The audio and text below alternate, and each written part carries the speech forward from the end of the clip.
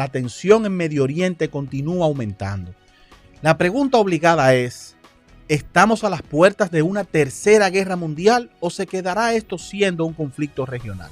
La respuesta es corta y clara. Nosotros entendemos que no.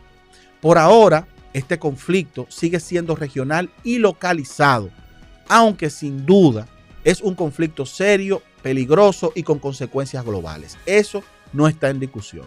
Y la razón por la que decimos que no estamos por el momento ante una tercera guerra mundial, es que las dos potencias que podrían transformar esta crisis en un conflicto mundial, y hablamos de Rusia y China, no tienen ni el interés ni la voluntad por el momento de intervenir militarmente para defender a Irán. Y eso vamos a analizarlo paso a paso el día de hoy en su programa de Cara al Mundo. Primero empecemos con China, que es evidentemente el socio comercial más importante que tiene Irán.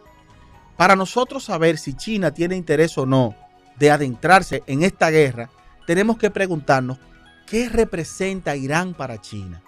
Y la respuesta es fundamentalmente petróleo barato y estratégico. En 2025 China importó aproximadamente 1,4 millones de barriles diarios de crudo iraní, lo que esto equivale a cerca del 13% apenas de sus importaciones marítimas de petróleo.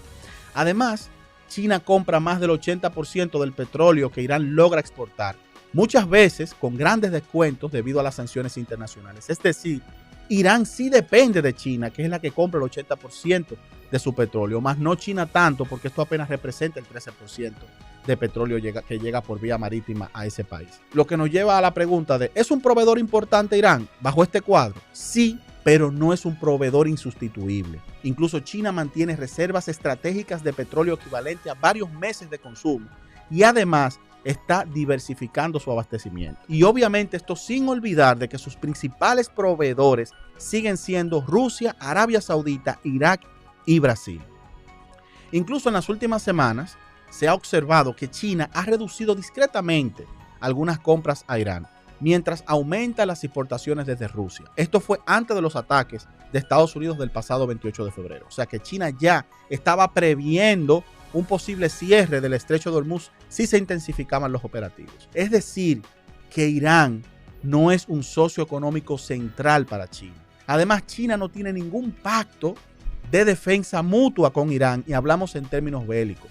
El conocido acuerdo de cooperación firmado en 2021 por más de 25 años con Irán fue fundamentalmente económico y esto incluye inversiones en infraestructura, energía, tecnología y proyectos vinculados a la iniciativa de la Franja y la Ruta.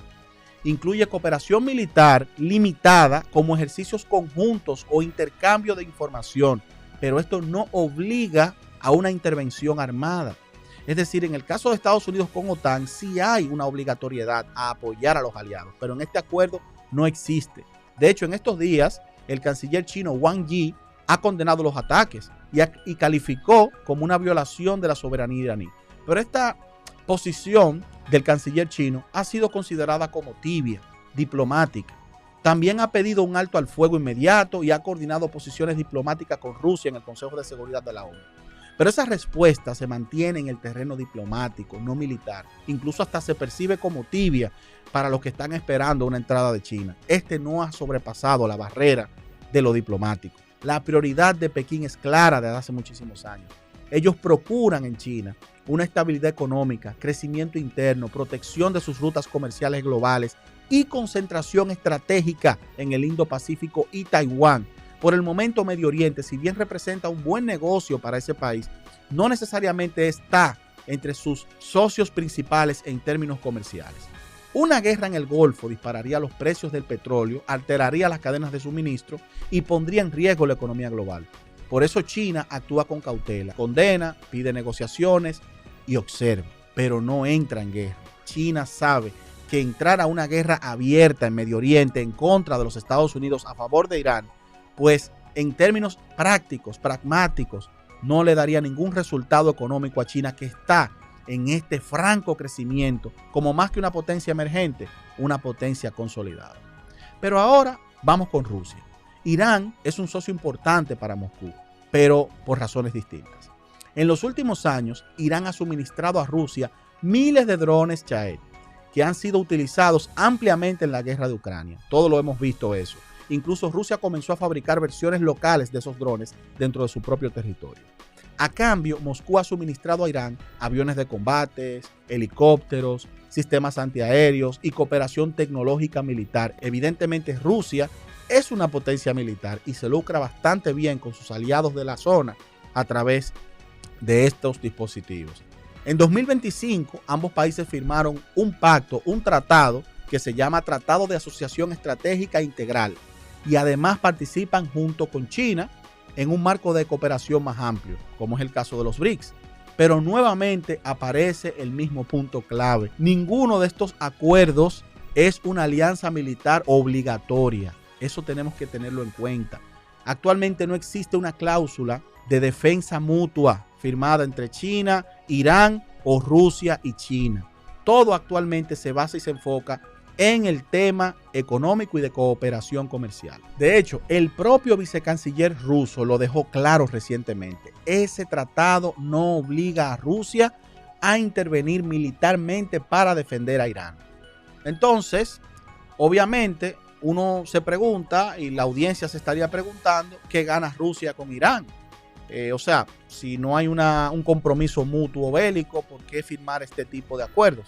Hablamos de que primero, esto representa un aliado antioccidental que comparte su confrontación con Estados Unidos. Segundo, una ruta comercial alternativa al corredor norte-sur que ayuda a Moscú a evadir sanciones. Eso es vital para Rusia. Y tercero, es un factor estratégico que distrae a Estados Unidos y a Europa del frente ucraniano. Sin embargo, Rusia enfrenta una realidad clarísima, y es que desde el 2022 está inmersa en una guerra prolongada con Ucrania, o más bien en contra de Ucrania, y no tiene evidentemente los recursos para prestarle atención a este conflicto de Medio Oriente. Por eso, la reacción rusa hasta ahora ha sido de fuertes palabras, pero de limitadas acciones.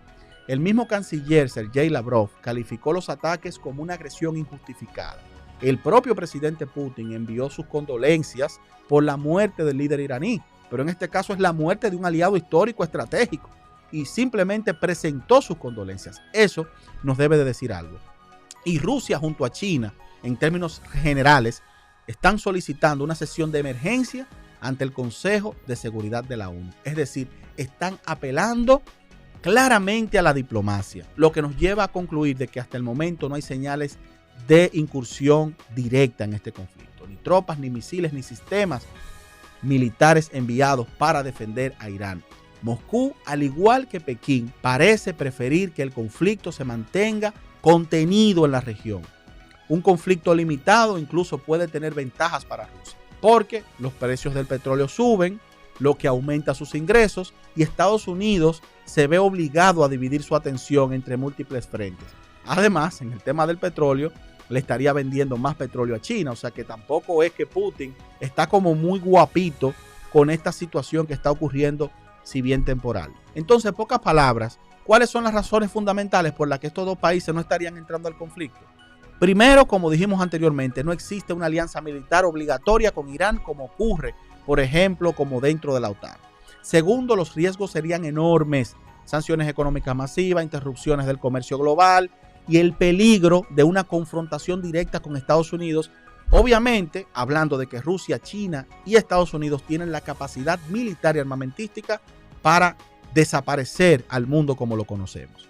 Tercero, cada potencia tiene sus prioridades estratégicas.